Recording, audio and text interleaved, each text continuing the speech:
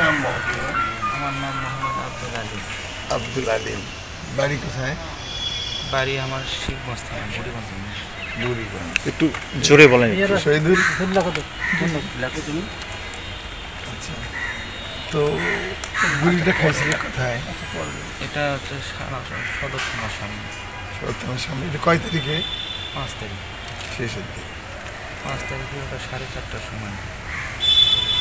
মানে এই থানা থেকে পালায় যায় বা নিয়ে এসে নিয়ে যায় তার আগে দিয়ে বোধ হয়। তার আগে এসে এটা তুমি সকাল থেকে ওই দিন ছিলাম মিছিলে মিটিংয়ে? হ্যাঁ। আচ্ছা বেশ, তখন এই গুলি খাওয়ার পরে তুমি প্রথমে কোথায় কোন হাসপাতালে গেছিলে? আমি ওখানে গুলি খাওয়ার পরে মানে 5-6টা লোক আমাকে তুলে নিয়ে ডায়াবেটিস হাসপাতালে নিয়ে যায়। আচ্ছা, ডায়াবেটিস হাসপাতালে নিয়ে যাওয়ার পরে খালি ওখানে আমি একটা কথাই বলে বললাম যে আমি না আপনাদের পরিচিত, আপনারা চিনতে পারছেন না, তো আমি আপনাদের এই কাজ করতাম। তো ওনারা আমাকে দেখে মানে ট্রিটমেন্ট বুলেট বের করার জন্য মানে অনেক চেষ্টা করে, একটা বুলেট শরীরের ভিতরে বের করে। আর আমাকে এখানে বললো যে বাবা এখানে তো আমাদের এটা কাজ না, তো এখানে মেডিকেলে যাইতে হবে। তখন আমি অজ্ঞান ছিলাম না, আমার জ্ঞান ছিল, বইয়ের নাম্বারে একটা ফোন দিতে পারছি যে আমি ডায়াবেটিস হসপিটালে বসে আছি, তো এখান থেকে আমাকে মেডিকেলে পার করতে হবে, আমি হয়তো এমন হতে পারে আমি অজ্ঞান হতে পারি। আমার মাথার ভিতরে বলে দাঁত আমার নেয়, মানে আমার সেন্স ঠিক।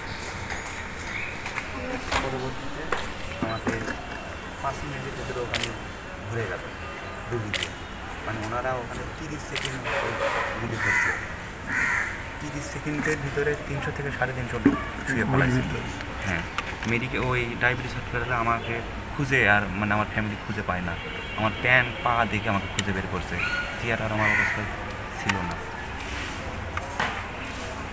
আর আমার এই পাশে থেকে প্রায় এই সাইড থেকে এ পর্যন্ত 100 বুলেট। বাবা এক্সরে প্লেটটা আনতে বলো। X ray plate. আপনার চোখটা কি ঠিক আছে এখন? আমি বাম চোখে কিছুই দেখতে পাই না, অন্ধ। পরবর্তীতে মেডিকেল হাসপাতালে ভর্তি হন? মেডিকেলে আমি 3 দিন কোন মেডিসিন আমার শরীরে ইউজ করে না, এমনি সাধারণ নর্মাল একটা স্যালাইন শরীরের ভিতরে দিয়ে আমাকে ওখানে যাচ্ছে। আর এগুলো বুলেটের যে যতগুলো বুলেট ঢুকছে সব জায়গাতে এদের রক্ত খালি পড়তেছে, কান দিয়ে রক্ত পড়তেছে, মাথা দিয়ে রক্ত পড়তেছে, যত বুলেট ঢুকছে প্রেসার পেপারে 100 বেশি বুলেট ঢুকছে, প্রতিটা জায়গা থেকে রক্ত বন্ধ হচ্ছে। তখন ওই জায়গাতে আমার ট্রিটমেন্ট হলো, আমাদের 3 দিন ওখানে রাখার পরে বৃহস্পতিবারে বলতেছে ঢাকা মেডিকেলে চলে যান। তো তখন আমি বাইরে বের হলাম, ওখান থেকে বাইরে বের হয়ে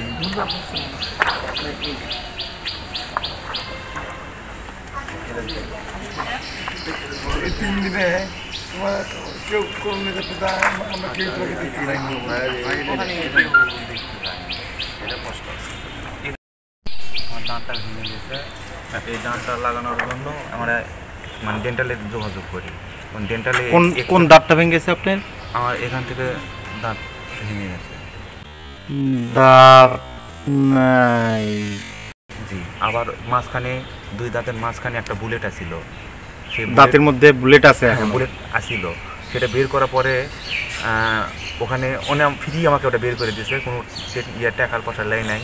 তো উনি বলছে যে ওর ভিতরে আরও বুলেট থাকতে পারে দাঁতের মধ্যে। হ্যাঁ, আগে এগুলো বুলেট বের করার পরে আমরা দাঁতের চিকিৎসাটা করব। বুলেট থাকা অবস্থায় আমরা দাঁতের চিকিৎসা করলে থাকবে না। এটা ঢাকায়। ঢাকায় কোন হাসপাতালে ছিল? ঢাকা আমরা ওখানে সরওয়ারদ্দিন মেডিকেল কলেজ যেটা আছে ওখানে গেছিলাম। ওই জায়গাতে আমাকে হচ্ছে প্রেসক্রিপশন করে দেয়, আর বলে যে আপনাদের রোগীর যে সমস্যাটা চোখের সমস্যা, তো জাতীয় চক্ষু হাসপাতালে ভর্তি থাক, আর আমি প্রেসক্রিপশন করে দিচ্ছি, এই অনুযায়ী আপনারা ওষুধ খান। তো সেই ওষুধপত্রগুলো আমরা বাইরে থেকে কিনে মানে খাইছি। আর ওখানে যে হচ্ছে চিকিৎসাটা হয়েছে ওনারা একটা সাধারণ একটা চিকিৎসা করছে, যেটা মানে এই চোখে গুলিবিদ্ধ হয়েছে, এই চোখটা যেন না নষ্ট হয়। খাচ্ছ কোনটা?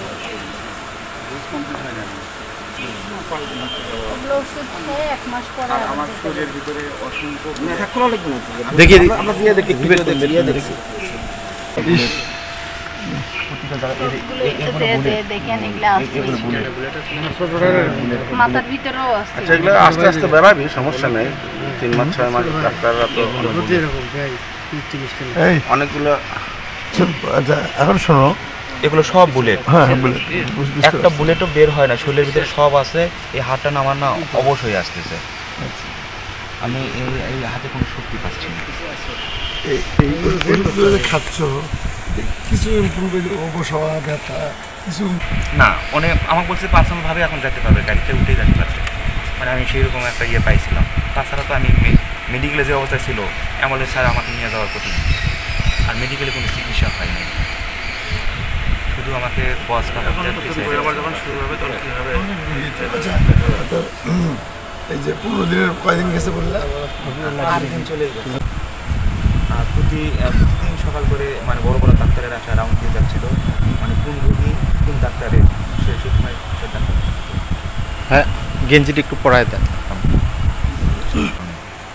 এগুলোতে মানে হাত দিলে বোঝা যাচ্ছে যে অসংখ্য বুলেট বোঝা যায়। এই যে এগুলো বুলেট, এগুলো বুলেট ভিতরে বোঝা যায়, এটা বুলেট। আচ্ছা, তাহলে এই বগুড়ার যে কমান্ডার একটা নাম ফোন নাম্বার সিএমএইচ এর যদি কারোর একটা নাম্বার আমাকে দিতেন, আমি ফোনে একটু রিকোয়েস্ট করতাম যে এরকম একটা ছেলে গেছে, যদি এরকম কিছু থাকে আপনার কাছে কারো phone number.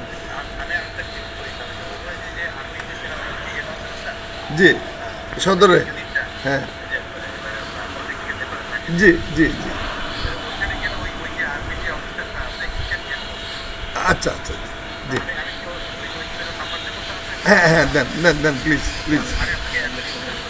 G thank you. এটাকে নিয়ে নিয়ে আসে এই ছেলেটা কারো চোখে পড়েনি, আমি লালু নাই বাড়ি গেলাম, তাহলে এত নেতা এত ফেতে এত কিছু এই ছেলেটা তারপর অবহেলিত কিভাবে, তখন ওই হাসপাতালে যায় ম্যানেজ করেছে সব।